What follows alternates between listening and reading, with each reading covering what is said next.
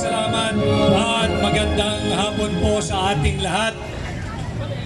Nais ko ho kayong lahat pasalamatan at ako ay inyong inanyayahan dito sa inyong ginagawang taunan na pagmamarcha ng mga uring manggagawa ang puwersa ng obrero dito sa Liwasang Bonifacio. Papasalamat po ako sa AGLO, ang Association of Genuine Labor Organization at siyempre sa Labor Power Movement. Isang karangalan na ako ho ay maimbitahan ninyo upang makapagsalita ngayong hapon sa paggunita at pagdiriwang natin ng kaarawan ni Gat Andres Bonifacio. At dahil po ang tema natin ay ang tema ng obrero o manggagawa, alam naman ho ninyo na ako ay kumandidato bilang senador at ang aking partido ay kayo mamamayang Pilipino, kumakandidato ko bilang independent. At ako ay natanong na maraming ulit, ano ba ang nais mong gawin kung sakaling pahiramin ka namin ng aming mandato, pahiramin ka namin ng aming tiwala at dalhin ka namin sa Senado? Ang isa sa aking isusulong kung ako po'y papahiramin ninyo ng inyong mandato at pagkatiwala maging senador ninyo, sisikapin ko na maipasa ang standardization of wages. Ibig sabihin, wala na dapat pagkakaiba o wala na dapat diskriminasyon sa sahod ng mga nasa Mega Manila at sa sahod ng mga nasa probinsya. Hindi ako naniniwala na mas mura ang buhay sa probinsya. Hindi ako naniniwala na mas mura ang pamumuhay sa probinsya. Kung kaya't nagkakaroon ng distinction o sa aking pananaw ay discrimination, mas mababa ang sahod ng nasa probinsya kesa sa Mega Manila. Atin pong isusulong yan. Sapagkat ang buwis na binabayaran ng manggagawa sa probinsya ay kahintulad rin ng rate o porsyento ng buwis na binabayad ng mga manggagawa sa Metro Manila. Tama po ba yon? At yung buwis na yan, bago po bahunin nyo mahipo ang inyong sahod, nakaltas na, nabawas na. Subalit bakit mas maliit ang sahod ng mga taga-probinsya kesa sa mga taga-Mega Manila? Ang lagi ko rin hong ginagawang halimbawa, ang presyo ng isang pirasong manok na may isang pirasong kanin at may gravy sa isang sikat na fast food chain sa Mega Manila ay siya ring presyo ng isang pirasong manok na may isang pirasong kanin at gravy sa probinsya. Pareho lang ang halaga, subalit mas maliit ang sinasahod ng inyong mga manggagawa sa probinsya. Kaya ating isusulong yung standardization of wages para wala ng diskriminasyon yung mga sahod ng nasa Mega Manila at sa probinsya. Ang isa pang nakikita ko magandang halimbawa para lubos din ninyong maunawaan na walang pagkakaiba, doon po sa isang construction company. Yung trabaho ng mason na magpasan sa kanyang balikat ng isang sakong semento sa probinsya ay siya ring timbang, ay siya ring bigat ng isang sakong semento na pinapasan ng mason na nagtatrabaho sa Mega Manila. Subalit, bakit mas mura ang sinasahod ng mga construction workers sa probinsya kung iahambing mo sa Mega Manila? Kaya po natin isusulong na magkaroon na ng uniformity sa inyong sahod, sa sahod ng nasa Mega Manila at sa sahod ng mga nasa probinsya. Ganon din ho naman ang sinasahod ng mga taong gobyerno. Kung magkakano po yung sahod ng mga taong gobyerno o empleyado ng gobyerno sa Metro Manila, siya rin ang sinasahod ng mga taong gobyerno o empleyado ng gobyerno sa probinsya.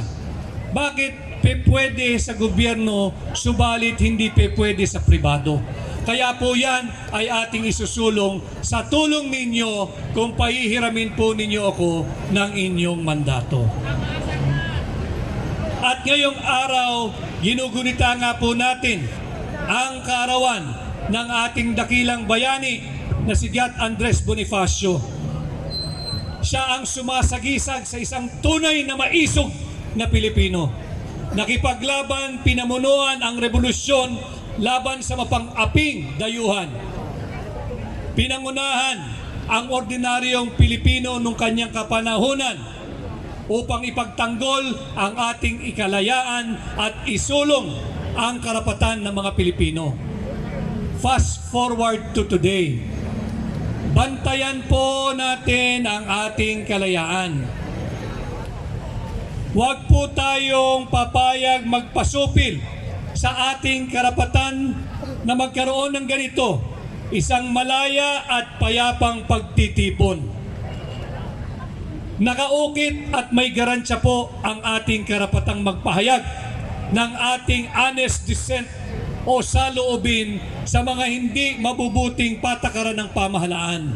Kaya hindi po tayo dapat magpasupil sa kasalukuyang administrasyon. Huwag po tayong matakot hanggat ang ginagawa natin ay naaayon sa ating karapatan na nakaukit at may garansya sa ating saligang batas. At bilang tugon naman at tulong sa mga mamumuhunan or employer, hindi lang po yung sahod ng manggagawa ang nais nating isulong yung standardization. Kinakailangan natin protektahan din ang mga negosyante, ang mga mamumuhunan, ang mga investors mula sa pamumulestya at korupsyon ng gobyerno. Kaya po isa rin sa aking pangunahing isinusulong bilang tunay at maisog na oposisyon ay yung tinatawag nating war on corruption. Yung war on corruption, hindi po ito empty campaign slogan. Nais ko pong ibalik, may sa batas ang pagbabalik ng death penalty sa kasong plunder at droga na kinasasangkutan ng mga taong gobyerno at ng mga dayuhan o foreigners. Simulan po natin doon sa pagbabalik ng death penalty. Alam kong lahat kayo ay pagod na sa korupsyon, higit na korupsyon at talamak na korupsyon na nagaganap ngayon sa Marcos administration. Kaya po kung ako ay inyong tutulungan, isusulong kong maibalik ang parusang kamatayan o death penalty sa kasong plunder at droga. Simulan po natin sa plunder. Sisimulan po natin na amendahan ang plunder law. Ibaba natin yung threshold. Ang plunder po kasi mga kababayan, mga obrero, uring manggagawa na ating kasama ngayon. Bago ka makasuhan ng plunder, kinakailangan na kapag nakaw ka na nang hindi bababa sa 50 million pesos. 50 million pesos. Hindi ba malaking kalokohan at kahibangan? Naninanakawan na tayo. Wala tayong maisampang kaso, nanunood lang tayo dahil hindi pa umaabot sa 50 million ang ninanakaw ng mga korap na politiko. Kaya aking ipapanukala na babaan yung halaga ng plunder mula 50 million pesos, ibababa natin ito ng 5 million pesos. Sabi po ng aking nakausap, baka yan ay anti-poor. Ang sagot ko naman sa aking nakausap, kailan pa naging anti-poor yung nagnanakaw sa pera ng taong bayan at nakapagkamal ng 5 milyong piso? Ang 5 milyong piso ay ambisyon lang sa marami sa atin na magkaroon bago man lang pumikit ang ating mata dito sa mundo. Samantalang sila ay ninanakaw lang nila. Meron din ako nakausap, pag sinulong mo yung death penalty na maibalik sa kasong plunder, baka maging unpopular yan at kontrahin ka ng mga relihiyoso. Ang sagot ko naman, hindi ko nakikita na kukontrahin tayo ng simbahan o relihiyoso. Sapagkat ang tinutugis natin dito ay yung mga nagnanakaw sa pera nating mga Pilipino. Ang biktima ng pagnanakaw sa pera ng gobyerno hindi isa, hindi dalawa. Tayong lahat, tayong 115 million Filipinos. At ang higit na masaklap, hindi lamang basta pera ang kanilang ninanakaw. Ninanakaw nila ang maganda sanang kinabukasan ng kabataang Pilipino at ng mga Pilipinong darating pa sa mundong ito.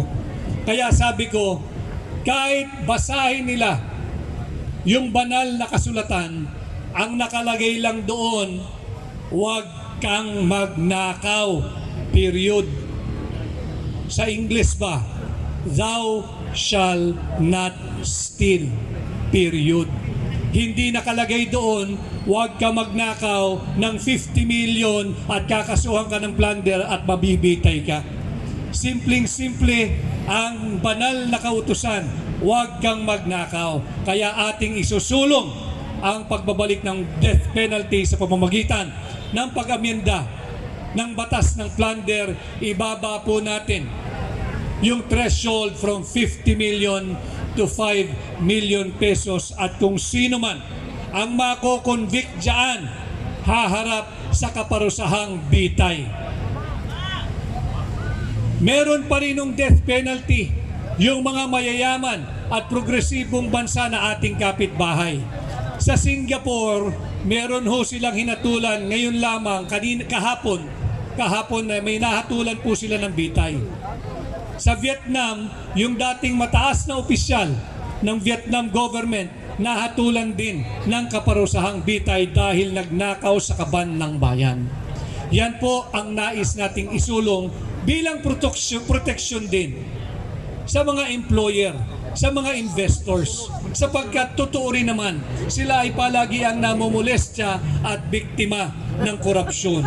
Kung hihilingin natin sa kanila ang pagkakapantay-pantay ng sahod ng uring manggagawa, wala ng diskriminasyon at wala ng distinction, marapat lang na bigyan din natin sila ng tulong at proteksyon laban sa mga abusado at magnanakaw sa gobyerno. At bilang panghuli, ang bansa po natin ay nahaharap sa pagsubok itong mga kapanahunan ngayon. Ipagtanggol po natin ang ating saligang batas. Inaabuso na aabuso, alam kong nasusubaybayan ninyo yung ginagawang di umanong pagdinig sa Kongreso. At kagaya ninyo, bilang Pilipino, magkakasama tayo, naglalabas at naghahayag ng ating hindi pagsang-ayon sa pag-aabuso sa proseso na ginagawa sa Kongreso. Yung ginagawa ho nila ay hindi na investigation in aid of legislation. Ang ginagawa nila ay investigation in furtherance of political persecution of President Duterte and now Vice President Inday Sara Duterte. Yes! Kung ginagawa nila ito sa dating Pangulo at ginagawa nila ito sa kasalukuyang Vice Pangulo ng ating bansa, kaya nilang gawin ito sa inyo, sa akin at sa ating mga ordinaryong Pilipino. Huwag ho tayong pumayag. Let us uphold, let us defend, let us respect the Constitution. Bantayan po natin kung gaano binantayan ni Gat Andres Bonifacio ang ating kalayaan na hanggang sa ngayon ay ating tinatamasa, subalit nanganganib. Bantayan po natin ang ating kalayaan. At pag dumating ang panahon na talagang sinusubok ang pasensya ng bawat Pilipino, inaasahan ko na ang uring manggagawa, ang puwersa ng obrero ay makakasama natin sa pagtatanggol ng ating saligang batas. Muli ho, ako'y nagpapasalamat at ako'y naanyayahan ninyo maging bahagi at makiisa dito sa ginawa nating marcha, ang hakbang tungo sa pagbabago. Ako po muli ang inyong kaibigan, Attorney Vic Rodriguez. Mabuhay ang Pilipinas, mabuhay ang Pilipino, mabuhay ang mga obrero. Salamat, Attorney. Salamat.